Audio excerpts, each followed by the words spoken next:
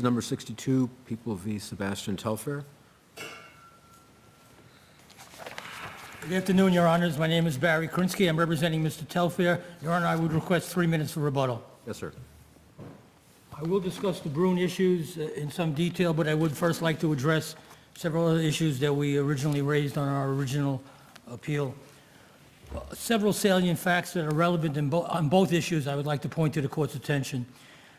This defendant was arrested back in 2017. The case was tried in 2019.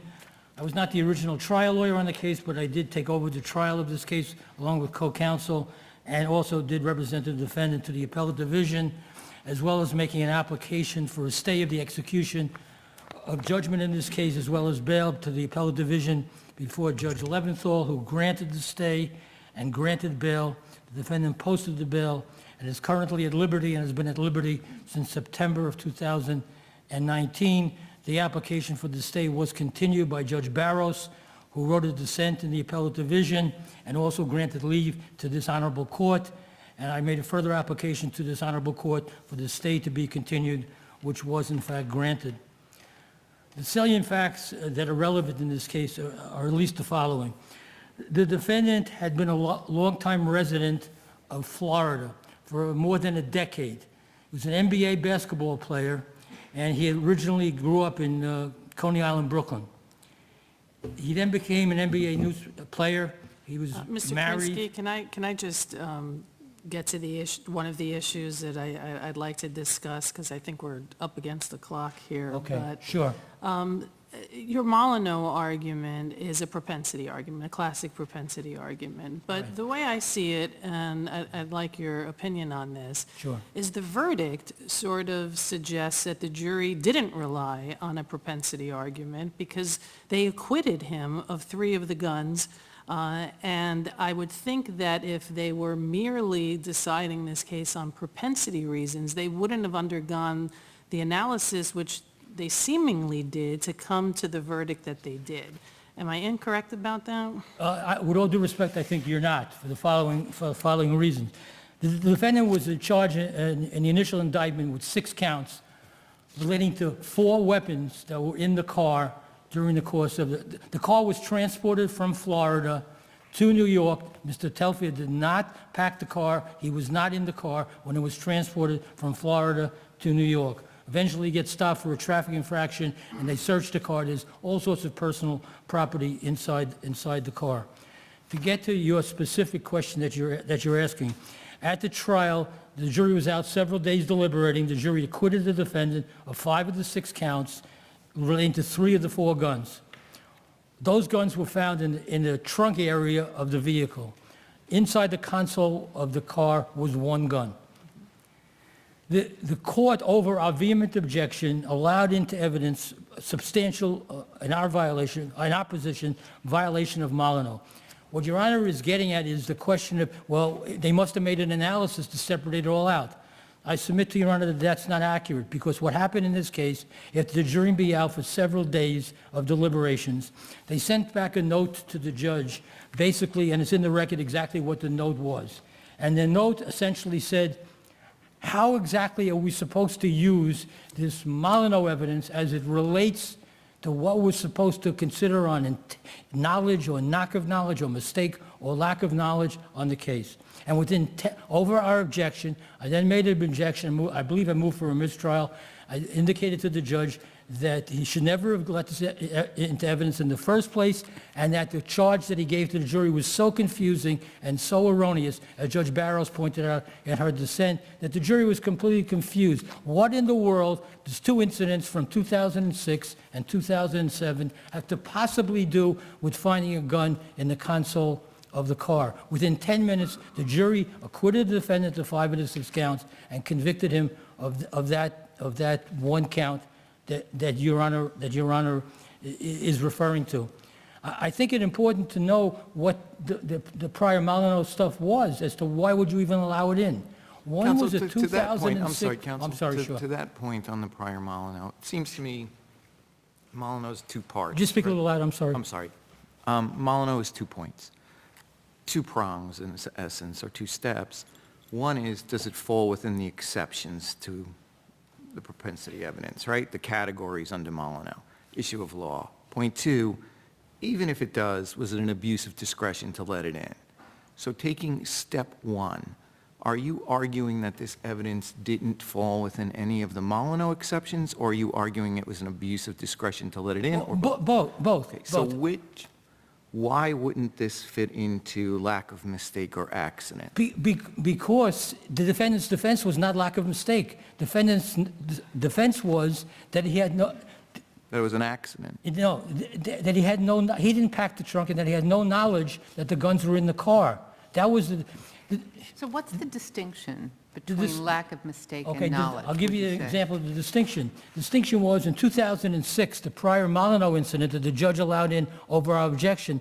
The defendant was on an airplane traveling to go to Boston to play a basketball game with the Boston Celtics. He stopped at the airport, and on the plane in a pillowcase, they find a cosmetic bag of his wife's with a gun inside that bag.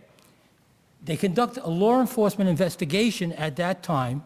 Police come in and they check it out, and he explains to them what happened. He says, I made a mistake. I grabbed my wife's bag, and inside the bag was all my wife's cosmetics.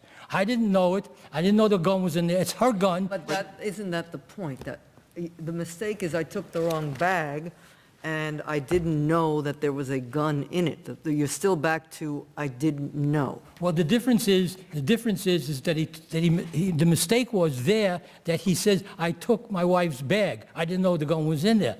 That's not the same thing as, and that, he was never charged in that case. It was a prior honest mistake, a prior innocent mistake, not a prior bad act to be allowed in on some cumulative Molyneux theory. Sorry to interrupt you, counsel. That's Isn't okay. that what you're arguing here, isn't that what the defendant argued at trial, that it was something that he didn't know about, that the guns were in the truck, just as he argued previously that he didn't know the bag wasn't his and therefore didn't know the gun was in the bag? But here's the difference. This was one of the arguments that we made prior to trial with the judge. The defendant did not testify at the trial. The defendant did not make any statements to the police after he was arrested.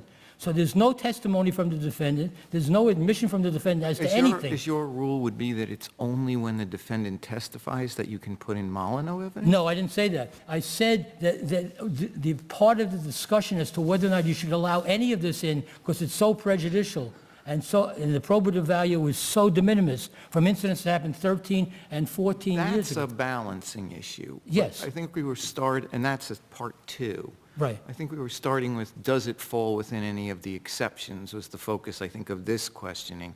And I think it was, why is it an accident or mistake that I took the bag, I didn't know it was a gun. I took the car, I didn't know there was a gun in the back. I took the bag, I didn't know it was my wife's bag, it had a gun in it. Why? Well, because the defendant didn't testify and he didn't call any witnesses. The argument was made by counsel that the people failed to prove beyond a reasonable doubt that the defendant knowingly and unlawfully possessed a weapon that was found in You the console. developed a theory that this was in the back of the car, or it was in the car, and he took the car from Florida, and he had a certain amount of time with that car in New York. Wasn't that all part of the defense theory of this case?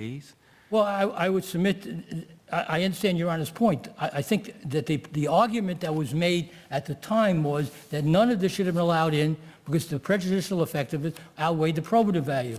The prosecution's theory was that somehow this comes in because of Your Honor's point, that somehow this dealt with the question of whether or not it was accident or mistake. But counsel, that's what we're exploring, and I desperately want to understand this correctly, because what I'm seeing is, in the first instance, he claimed a mistake. I took the wrong bag. I didn't know there was a gun in the bag. That was 13 years before. Okay, 25 minutes.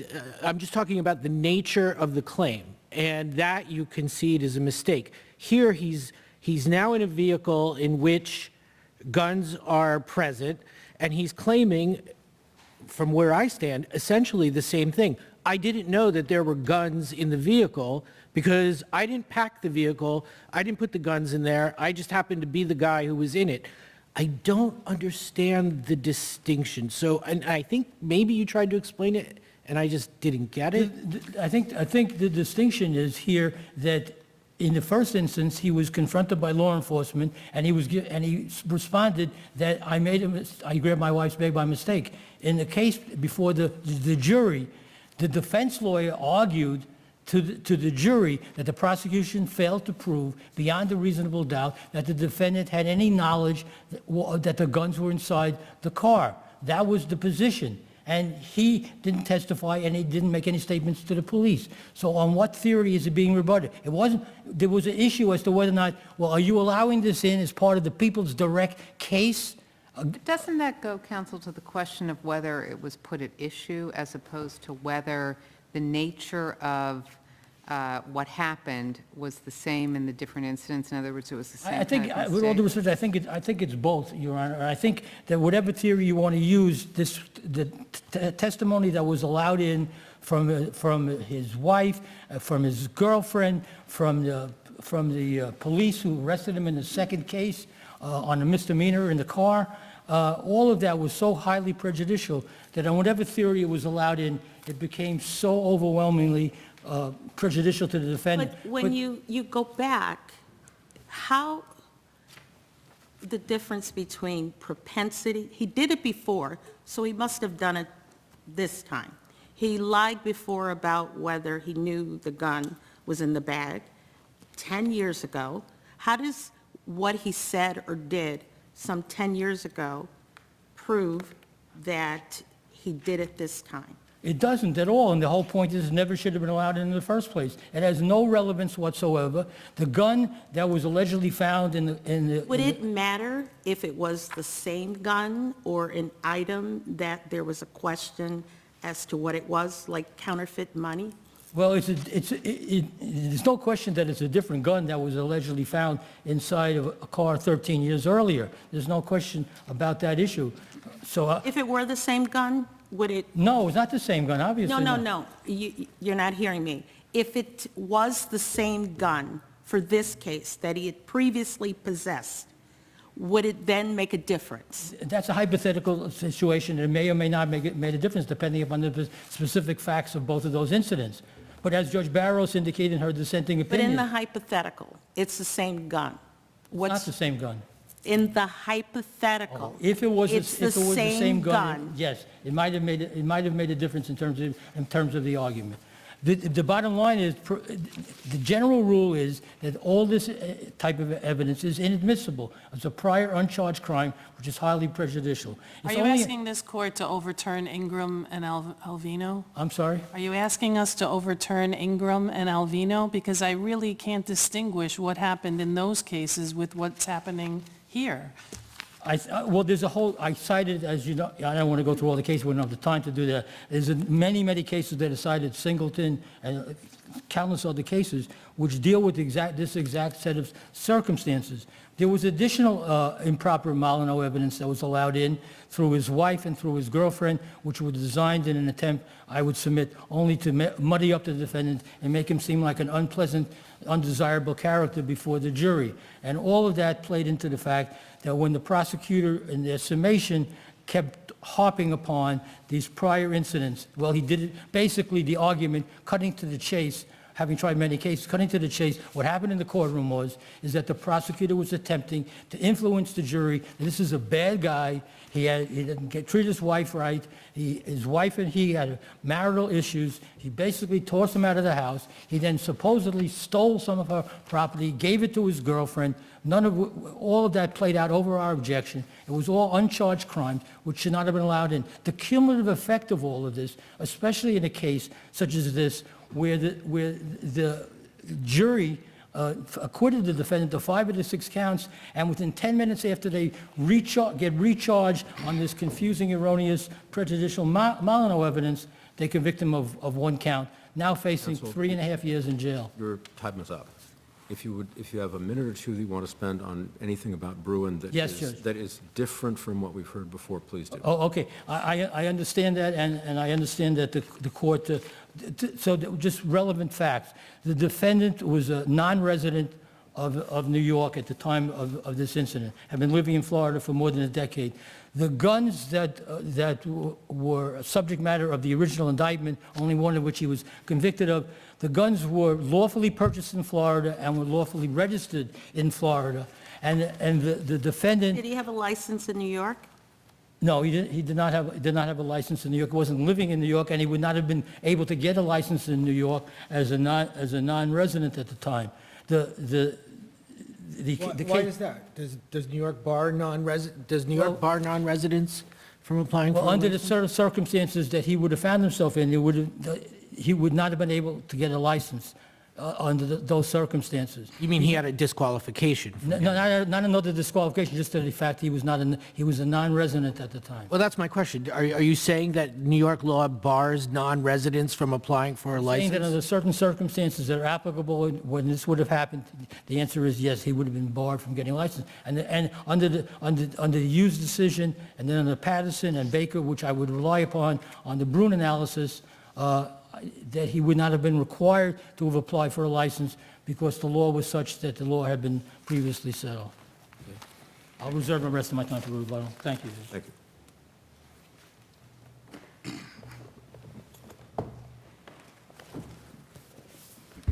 Good afternoon, and may it please the court, Jean Joyce for the Brooklyn DA's office. How does his possession, some 10 years prior to the incident in question, establish that he intentionally possessed here? Right, so Your Honor, it's not the possession itself. If it was just two straight possessions a few years prior, where there was no indicia of, number one, circumstances that are virtually identical to the circumstances in this case of claiming that he did not know the gun was So it's in his- propensity. He lied before, he lied this time. No, it's not propensity. It is, how does one judge the defense of, I didn't know it was in the car? That's what's been placed into issue. It's a different gun, correct? Yes, but the fact that it's a different gun is really not relevant to the question. So you were offering evidence he possessed a gun before. He knew he possessed a gun before, and he possessed one this time. What we offered was two instances where, when confronted by law enforcement with the fact that he had a loaded gun in his possession and his dominion and control, which is what we're required to prove, he gave, and where those guns were secreted. I'm having trouble I'm having trouble understanding why that evidence doesn't say he did it before, he did it this time. It's what we're asking the jury to look at is how, after the third time, is that very same excuse credible? Good, so let me It might be ask you. credible. Let me ask you that, because that, I think, can give you an example. We have a pretty nice carpet in our living room. We also have a really big dog. We have a gate that locks, that keeps the dog out of the living room. One of my daughters repeatedly leaves the gate open. We repeatedly remind her, you're supposed to lock the gate so the dog doesn't go in there, because if the dog goes in there, we then have a very large carpet cleaning bill. She constantly forgets. I don't have any reason to think that the fact that she's done this many times means that she's not genuinely forgetting. So it seems to me as if it's propensity. It's nothing more than propensity. It doesn't indicate that she's lying about that. So there is going to be often in Molyneux evidence a propensity quality, but that doesn't mean that there isn't also a material aspect to the prior instances. And here, yes, you could look at it and say, well, he did it before and he would do it again, and the jury doesn't have to question it. But we're not asking the jury to just make the conclusion based on the prior instances, oh, he's somebody who likes to possess guns. We're asking the jury to analyze this.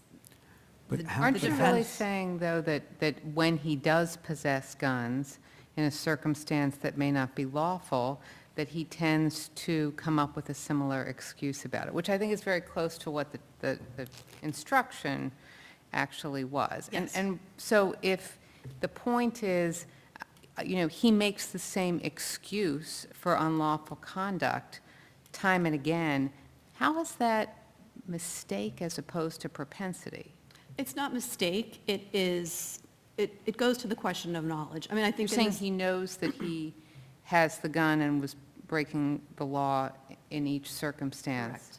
But in the prior two cases, particularly in the one on the plane, right, it seemed to me that law enforcement credited his position that he didn't know about it. Isn't that right? Because they didn't charge him.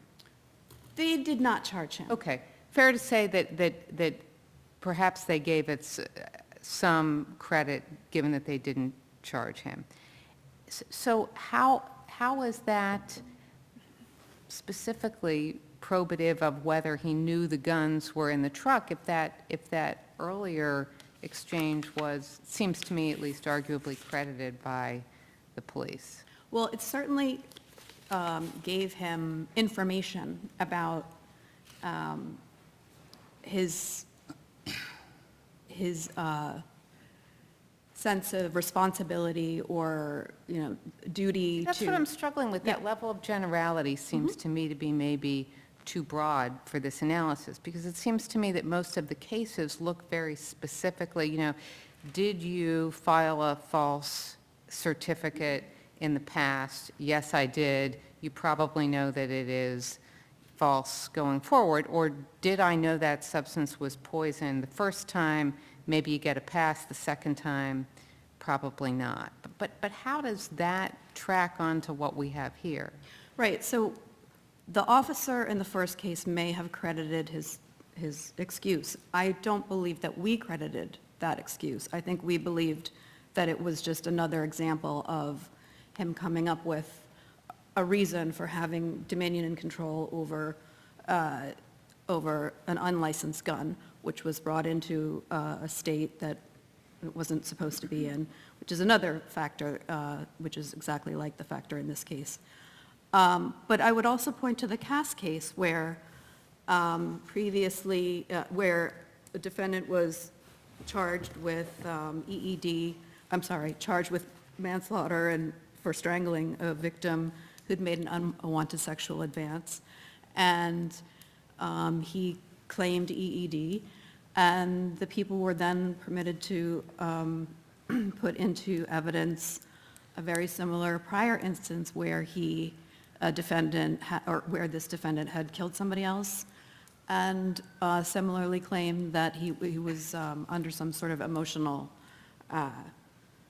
turmoil. Ms. Joyce, can we get back to the second prong, which of Judge Garcia's question? You've acknowledged that there's always a propensity element in these situations, but there's another part of it that is a legitimate Molyneux exception. Correct. Did the judge abuse his discretion? Because I assume part of that process is weighing the propensity element against the admissible part of it and making a determination whether it should come in or not. Was there an abuse of discretion here by the judge? No, Your Honor, and it was, the test for this court is whether it was an abuse of discretion as a matter of law. The judge was very careful to give limiting instructions 10 times. In addition, the people only put on the witnesses, these were not mini trials within the big trial, it was only a few witnesses. And to Judge Singus's point, in any event, I think it was harmless error to the extent that any non-constitutional harmless error occurred because of the jury's verdict. The jury was able to discern the difference between his knowing possession with respect to the gun that was literally inches away from him next to his other personal items. Was there a constructive possession instruction? Yes, there was. Yes.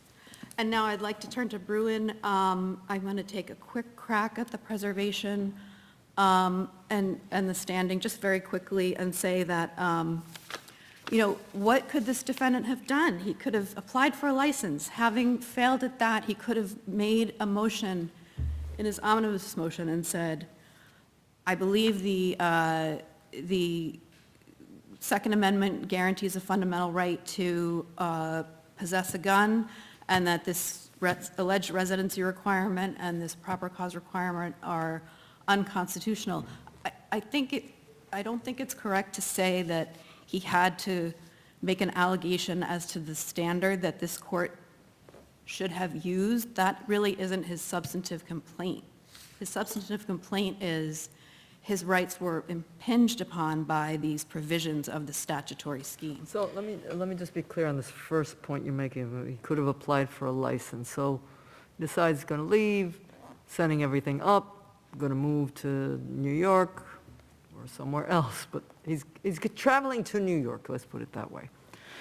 He's applying for the license before he leaves, and he, leaves the guns in the state where they're registered until he either gets the license or is denied the license and appeal. How would that work? When you're someone like this? Yeah, so people, when they move from state to state, have to Yes. make accommodations for regulations and rules, driver's license regulations. Sure. If you're going to get a driver's license in New York, you have to turn in your old one within 30 So days. you're- Sure, but we're talking reading- about a Second Amendment right, so Right. let's go from there. So, I'm not disagreeing with you that, of course, the gentleman has to be aware of whatever regulations might apply to his Right. possession of a gun. right, and certainly there's some evidence in the record that he was coming up to New York prior to the date in question. He had been back and forth for about a month. I counted at least 15 hotel nights in the month prior, and, Let me ask you this. What if he's driving up and he's going to Maine? And let's just say for one moment, just making this up, that Maine has a license requirement. He got a license from Maine. But he's got to drive up. Is he supposed to get a license in every state along that route? no, Your Because Honor, he's no. driving through? No, Your Honor, there is a federal statute which permits travelers to leave one state where they have a licensed gun and travel to a second state where they have a licensed gun, as long as they comply with certain requirements, and that the gun has to be unloaded, it has to be in a compartment of the vehicle separate from where the driver is located, and if there isn't such a compartment, then it has to be in a lockbox other than the glove box. The license in the starting point, the ending point, as Right. long as you otherwise satisfy these federal requirements, would mean he would not, if he had been stopped in New York, Right, he and would and not be I, subject to prosecution. right. I think if he pulled out a copy of that provision and said to the state trooper, look, I'm just passing through, I've complied, my gun is And I show unloaded. my licenses, Right, and here's my license, and I'm definitely going to the state Right. where I have this other license. I think he would be fine. And I see my time is up, and if I could just say one thing quickly on the non-residency. The court really shouldn't get to this point, however, if it concludes that preservation and standing are not bars, then the court has an obligation to construe the statute to meet constitutional requirements, and as opposed to overturning the entire statute, and especially with respect to the residency issue, the statute is replete with indicia of permitting non-residents to apply for licenses. And to the extent that there's any ambiguity, I would urge the court to read it to permit non-residents to apply. Thank you.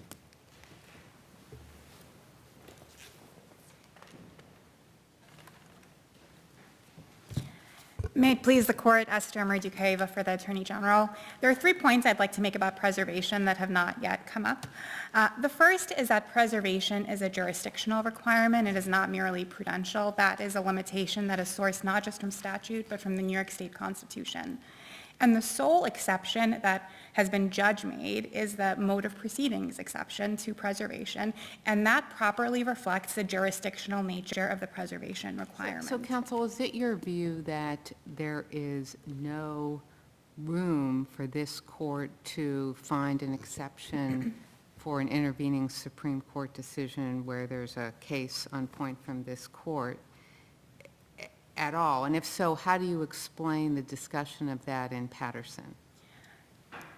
I do think that that is our argument, that there is no general futility exception to the preservation requirement, and that is because this court is always able to revisit its precedents, and it can do so even if a party is raising a claim that may ultimately not be successful So in what the do we trial make court. of the passages in Patterson that point out that there was an intervening Supreme Court decision? So one way to make sense of that passage would be to explain why the issue was not preserved. The majority of the Patterson decision is to explain why that error is a mode of proceedings error, why it goes to the fundamental fairness of the proceeding. Can I just ask you one other question about that? With respect to Hughes, do you view Hughes as setting forth the test for applying the Second Amendment across, the range of state statutory provisions, or do you read that as applying only to the particular, the prior crime exception to the home business license that's at issue there? I think an argument could be made for either reading, but ultimately it doesn't matter because the defendant would have had several options. One would have been to raise the argument that intermediate scrutiny is simply not appropriate, that text history and tradition is the appropriate lens to analyze So they would Second be Amendment saying challenges. Hughes was wrongly decided, and what, this court should revisit it, the Supreme Court should decide otherwise? What would that look like practically? That's correct. Another option would be to say that some restriction fails intermediate scrutiny. And I would note the Bruin plaintiffs were in the exact same position. There was binding Second Circuit precedent that held that the proper cause requirement was constitutional. And so you think they could feasibly have argued that, the CPW statutes fail intermediate scrutiny? They could have made that argument because, under the same theory that the Bruin plaintiffs put forward about the underlying unconstitutional nature of the licensing scheme. The second point I'd like to make about preservation is that it is not correct that there were no prudential changes that would have been made to the proceedings below if these claims had been raised. So for example, in this case, the trial happened in August 2019. The U.S. Supreme Court granted cert in NYSERPA versus City of New York in January 2019, made clear it was going to revisit the question of what standard applies to Second Amendment challenges, and there was a right to travel claim in that case. If Mr. Telfair had timely raised his challenges below, the prosecution could have done several things. The prosecution could have taken a look at that Supreme Court case and decided there was a real litigation risk on the constitutional issue and made a plea offer of a different disposition. Or it could have said, great, you're going to put your licensing status into question. I'm going to put in evidence of why you would not have qualified for a license otherwise, because you lack good moral character, because you had other disqualifiers. All of Mr. Telfair's Molyneux arguments might essentially be mooted because all of that evidence would be relevant to whether he might have otherwise complied with New York's licensing requirements, and he may have just abandoned the constitutional challenge. This is exactly the reason why preservation matters. By the time cases get to this court, constitutional arguments that may have been raised below and were raised below may have fallen away. If this court entertains constitutional arguments that are presented for the first time, you may be deciding an issue that may just not ultimately be germane or relevant to the outcome of a case because the parties may have resolved the case otherwise. And the third point I'd like to make on preservation is that the preservation issue is not limited to these 6 cases today. The preservation argument more broadly with respect to constitutional claims based on intervening Supreme Court law, and even more narrowly with respect to Bruin affects potentially thousands of cases. Our office has received over 900 Section 71 notices of constitutional challenges, very similar to these challenges. I would note many of those, especially the more recent ones, are in preserved cases, so this court will have an opportunity to reach these questions in preserved challenges.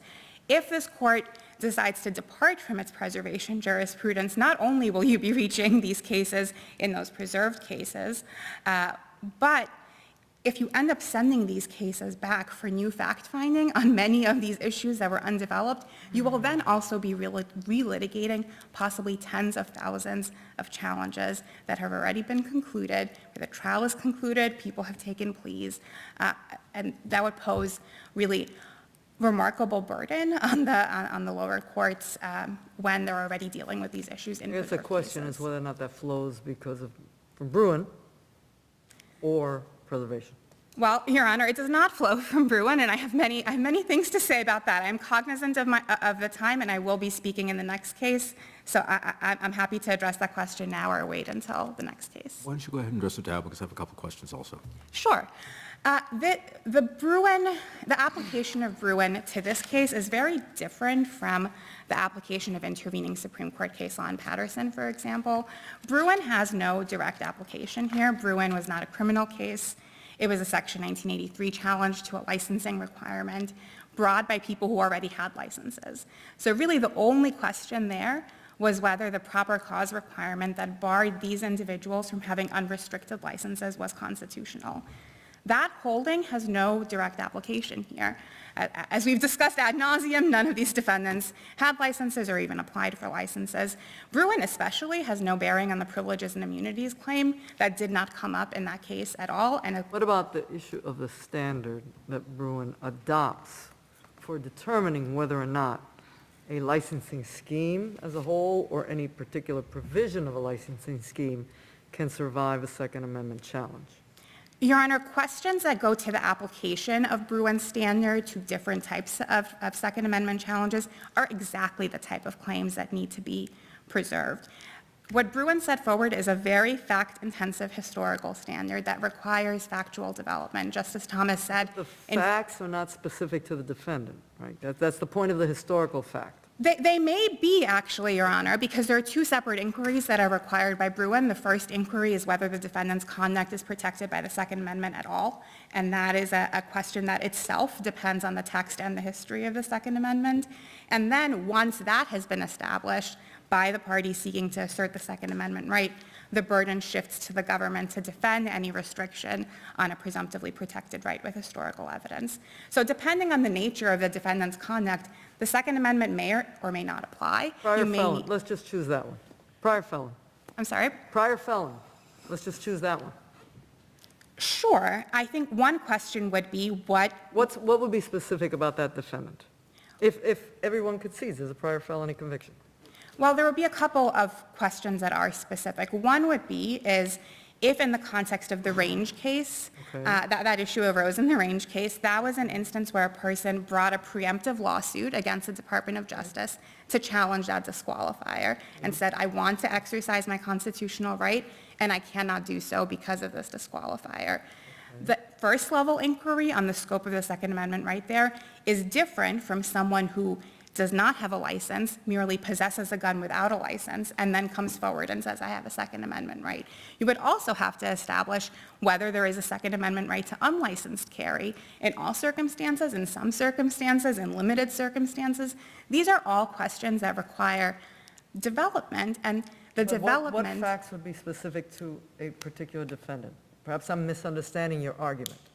Well, I think you would... If what the Supreme Court has said is we look to the history of that particular type of regulatory provision or that particular type of regulation, how is it specific to the defendant's facts that are unique to that defendant?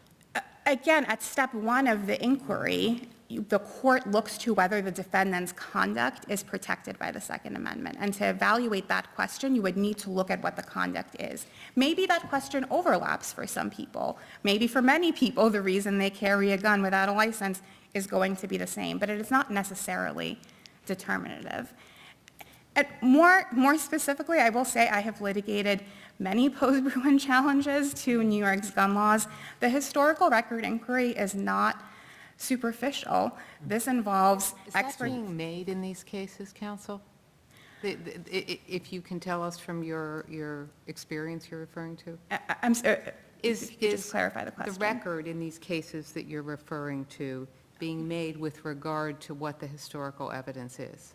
Of that, I am not sure. I think a lot of these challenges are kind of in their incipient form, and many of them are waiting, I think, for decisions from federal courts evaluating the constitutionality of New York's other licensing provisions. But for something like the felon in possession limitation, the amount of historical evidence that is necessary to adjudicate that question is voluminous.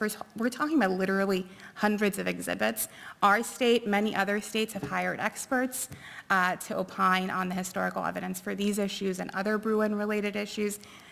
This is just not the kind of question that should be addressed lightly. The reason we have preservation requirements is so that lower courts have an opportunity to make these records, but also that the parties have an opportunity to make strategic litigation decisions about how to proceed in particular cases in light of constitutional litigation risk. Thank you. I do have one question for you. Are you aware of any prosecutions under 415? I am not, Your Honor, and one reason for that may be that historically, New York has dealt with licensing violations through the administrative scheme. New York licensing officers generally retain the right to revoke or modify terms of licenses based on intervening facts. So in cases, I am aware of cases where a licensing officer became aware of some misconduct or some violation of the terms of the license and would just rescind the license rather than But not a bring misdemeanor prosecution. prosecution. Correct. I am not aware of any. Thank you. Thank you, Your Honor. I know you've been on it for a long time, so I'm going to be very brief in rebuttal. I'll rely upon the previous arguments. I'll rely upon the cases previously cited, Patterson, Baker, the whole line of cases, Staub and Shuttlesworth. And I just want to point out, so there's no factual misunderstanding, Mr. Telfair did not have a prior felony conviction. I don't know if that came up in the course of the argument. I'll rely upon my previous arguments. Thank you. Thank you, Your Honor. counsel.